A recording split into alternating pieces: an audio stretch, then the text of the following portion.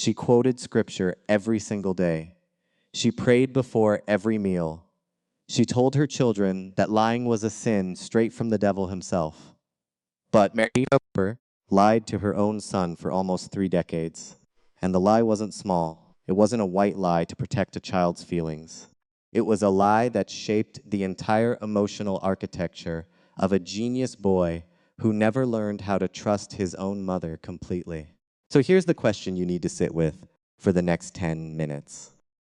If Mary Cooper preached honesty louder than anyone in that house, why was she the one keeping the biggest secret of all? We're not here to drag her through the mud. We're not here to pretend she's a villain in a cape. What we're here to do is look honestly, really honestly, at a woman the show painted as a saint and ask the uncomfortable question nobody on the internet wants to ask. Was Mary Cooper actually a good mother, or just a convincing performance of one? Stick around, because by the end of this video, you'll never watch her sweet Texas smile the same way again.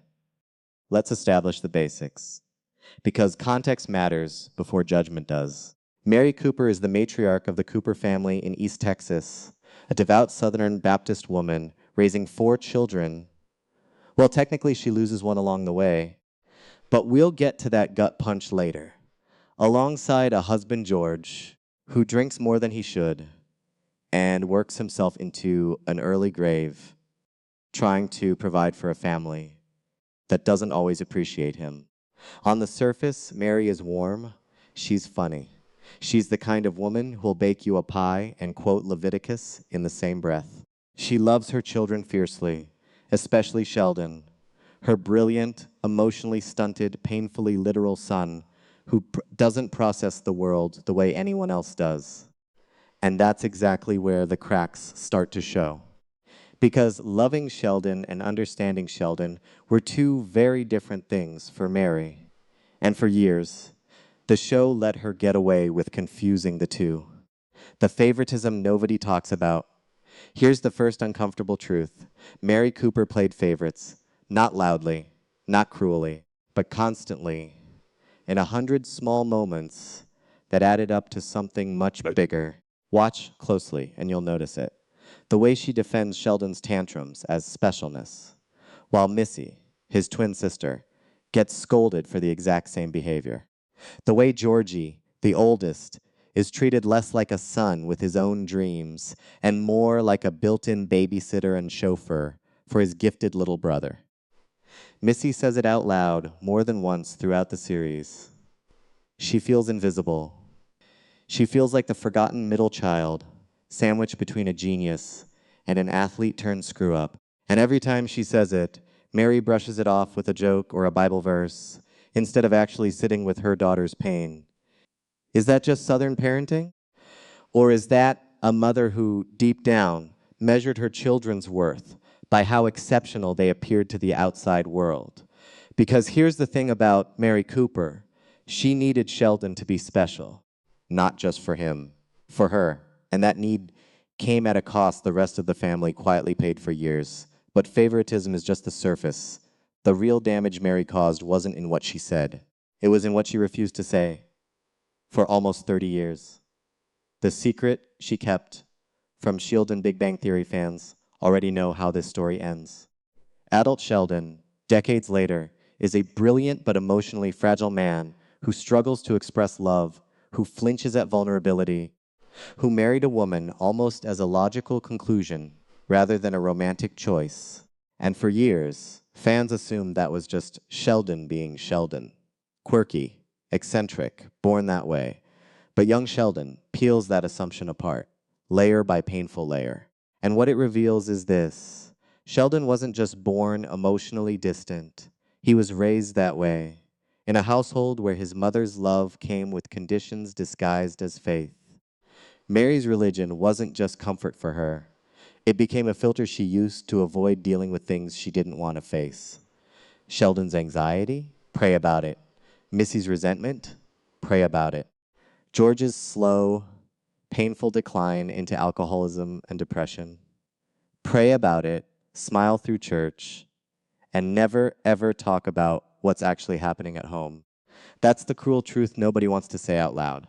Mary Cooper used faith not just as a guide, but as a shield. A shield that protected her from the discomfort of facing her family's real emotional wounds. And the person who paid the highest price for that shield was the husband she swore in front of God to love unconditionally. What she did to George. This is where it gets hard to watch. George Cooper Sr. is not a perfect man. He drinks too much. He struggles to communicate. But across both shows, one thing becomes painfully clear. George loved his family in the only broken way he knew how.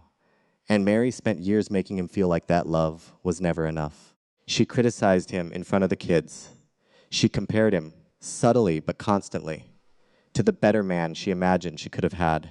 And when George needed her most, battling depression, drowning in the quiet desperation of a man who felt like a failure in his own home, Mary was praying for his soul instead of sitting beside him and simply listening. Then George dies, suddenly. Off-screen, in a twist Big Bang Theory fans didn't see coming until young Sheldon finally showed us how it happened. And here's the gut-wrenching part. In the years after his death, the show, and Mary herself, slowly begins rewriting George's legacy. Suddenly he becomes a good man, a hard worker, the love of her life. The same things she rarely said to his face while he was alive. Grief has a cruel way of editing memory, but it also raises an uncomfortable question. How much of Mary's later devotion to George's memory was genuine love, and how much was guilt dressed up as grief? Now, if you think that's the deepest cut this video has, you're wrong. Because everything we've covered so far, that's just Mary as a wife and a mother in the present. What we haven't talked about yet is what made her this way in the first place. Because Mary Cooper wasn't born guarded, controlling, and emotionally avoidant. Somebody or something made her that way. And once you see where her wounds came from, you'll understand her contradictions in a completely different light. Stay with me, because this next part changes everything. Mary's own broken childhood. Mary Cooper grew up poor in a strict, judgmental Texas community where a woman's worth was measured by her piety, her marriage, and how well-behaved her children appeared in public. Her own mother, Connie, better known as Meemaw, was sharp-tongued, independent, and far from the soft, nurturing archetype Mary clearly craved growing up. In other words, Mary spent her childhood starving for the kind of warmth she never quite got. And when she became a mother herself, she overcorrected in the opposite direction, smothering her children with affection on the surface, while unconsciously repeating the same emotional avoidance she grew up with underneath. She didn't know how to handle real pain because nobody ever taught her how. So what so many people from her generation, her town, her church did, she buried it under casseroles, under Bible verses, under a smile so practiced it became armor. That doesn't excuse the damage, but it does explain it. And understanding why someone became who they are doesn't mean we stop holding them accountable for it. It just means the picture gets more complicated than good mother or bad mother. Mary Cooper is neither. She's something much harder to categorize. A wounded woman, doing her wounded best, in a world that never gave her the tools to do better. But here's where it gets even more complicated. Because Mary's faith, the very thing that held her family together on the surface, may have been the exact thing that nearly tore Sheldon away from her forever. The religious control that almost cost her Sheldon. As Sheldon grows older and his scientific worldview deepens, a quiet war begins brewing in the Cooper household. Faith versus reason. And Mary doesn't handle it with curiosity or openness. She handles it with control. She pressures Sheldon to attend church. She frames his scientific skepticism as a personal rejection of her, of everything she believes in.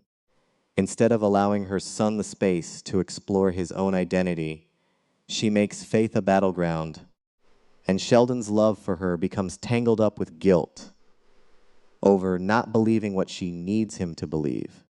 This is the part adult Sheldon carries into Big Bang Theory. A man who struggles to connect emotionally, who treats vulnerability like a threat, who can recite the periodic table from memory, but can't say I love you without sounding like he's reading a legal disclaimer. That doesn't happen in a vacuum. That happens to a child who learned, early and often, that love in his house came with strings attached. Be exceptional enough, be obedient enough, be enough, or risk disappointing the woman who raised him. And the cruelest irony? Mary never saw herself as controlling. She saw herself as protecting her son's soul. In her mind, every ounce of pressure was an act of love. The truth the show won't say out loud, so let's say the quiet part loud, because the show never quite does. Mary Cooper is a product of trauma-raising children inside more trauma, all wrapped in sweet tea and Sunday sermons. She is loving and suffocating, faithful and avoidant, self-sacrificing and quietly self-centered, in the way only deeply insecure people can be. She is, in other words, painfully human. The show wants you to love her unconditionally, the way a Southern grandmother demands unconditional love simply by existing. But if you strip away the nostalgia, the comedic timing, the warm narration, what you're left with is a complicated, sometimes harmful, deeply human portrait of a woman who genuinely tried her best and still left real scars on the children she raised. That's not an insult. That's not cancel culture. That's just honesty.